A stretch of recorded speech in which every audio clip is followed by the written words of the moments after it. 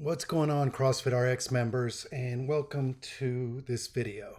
By now you would have gone into the office and used the InBody scale to get your first or maybe a reading for your body composition. So what this scale is, it's an impedance scale that kind of gives you a one-page look at your body composition. So I'm just going to go over some things in the report. That way you know how to interpret it. Once again, this is for informational purpose only. This is really for you to have a baseline to monitor and track your progress and to make any adjustments if needed. So this is for informational purposes. Please consult a doctor, dietitian, nutritionist for your specific goals. So here we go. So I'm going to zoom in to talk about certain things here. So you're going to enter in your ID. Your ID is always your cell phone number, and you'll probably put your cell phone number in again. You'll put it in your height, your age, and your gender.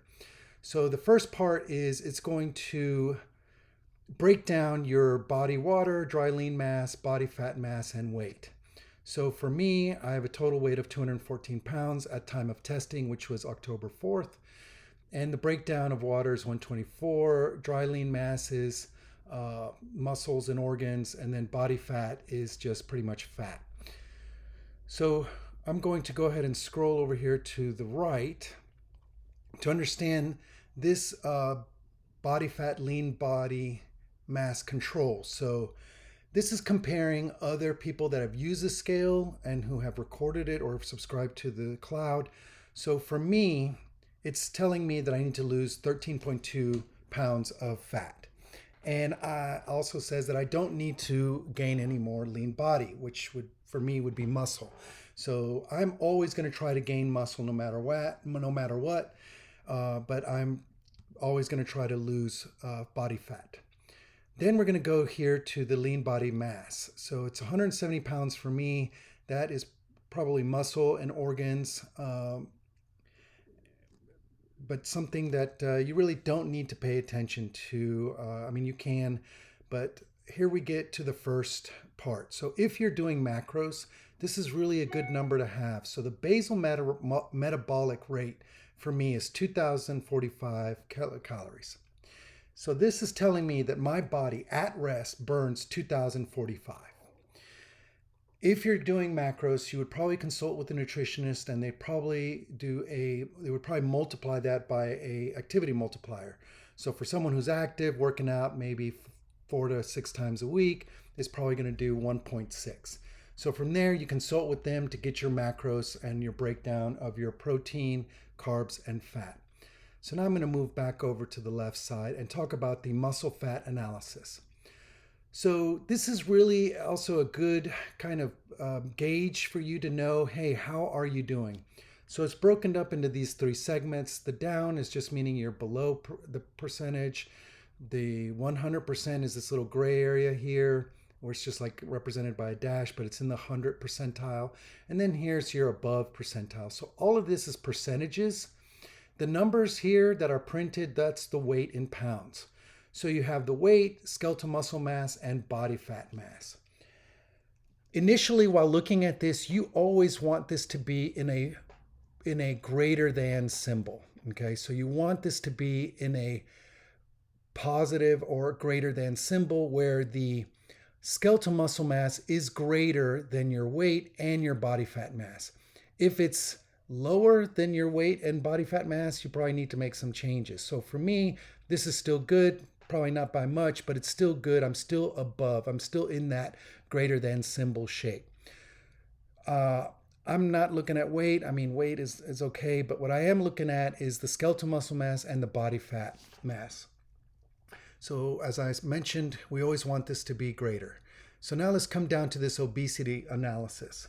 So BMI, it's kind of the universal measurement to know what your body mass is, and it's something that I personally don't think that you need to go by. Pretty much it's your weight divided by your height squared, and that really doesn't tell you much. So I would ignore this BMI. What you don't ignore, what you want to pay particular attention to, is the percent body fat. So what we're looking at here, for me, I'm at 20.2%. So I'm right above the normal. So the normal here says 10 to 20%. So that's good. So that means I'm in a good range. Always want that percent body fat to be low, right? Now, this next part here is the segmental lean mass. So this measures your limbs, your forelimbs, as well as your core, your trunk or midsection. So for me, this is telling me that, hey, my right arm is bigger than my left arm. Naturally, I'm right-handed, so this is going to tell me, hey, I probably should focus more with my left hand so I can be symmetrical. Then let's go down here to the legs. So my legs are pretty symmetrical, so it's not that big of a difference. It's 0.04 pounds, so that's great. So we want things to be symmetrical. The trunk, so for here, I am 107.3%. That's pretty much what everybody's looking to lose. We always want to lose that midsection in that trunk. So this is just a good measurement or gauge for you to know, hey, what are my limbs doing and what is my trunk doing? So now let's come down here to the history. So this is where I find this particularly useful. As you can see, I have 1, 2, 3, 4, 5, 6 measurements. It looks like I started in January of 2022. I did it again in March, then in April, then I jumped to August, September, and October. So I have not done November yet. So we're looking at the three components, the three really matrices that you want to pay attention to. As I mentioned, weight, I really don't care about how much I weigh. What I do care, though, is my skeletal muscle mass and my body fat percent. So even though let's jump over here to April. So I was at 222 at 99.7 and 21.8% body fat. So from April to August, whatever happened there, I did maybe lose a pound, but I lost I lost nearly 3% skeletal muscle mass. So I lost muscle. And I gained almost 2% in body fat. So that's not good. So this kind of said, hey, Ruben, get your act together, clean things up. So I did. I did clean things up. I did lose some weight, but I kept losing skeletal muscle mass and I kept gaining body fat. So that's not good either, right? So just because I lost weight, I still lost a lot of skeletal muscle mass and I gained body fat. So I got my act together. So in less than a month, from September 16th to October 4th, very disciplined. I lost 5 pounds in weight, but I gained 3 pounds, nearly 3 pounds of muscle, which is exactly what I want to do. And I lost over 4% of my body fat. So what that looked like for me was just cleaning up my diet, eating more of what I'm supposed to eat, and obviously exercising. I don't have a problem coming into the gym. It's what I do outside of the gym, and that's pretty much true for anybody. So hope this video was helpful. Now, once again, this is really just a gauge, or you want to establish a baseline and then a gauge of your progress of, hey, how am I doing? And then base your decisions off of that. Now, how often should you check? That depends on you. I would say check every 2 weeks, maybe once a month.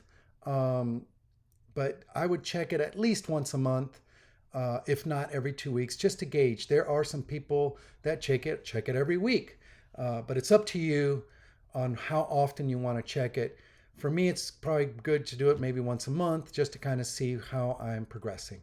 So I hope this video was helpful. I hope that you continue to come into the gym as well as make good choices outside of the gym and use this as a tool to know, hey, how is my progress going? Am I going in the right direction? Do I need to make some changes?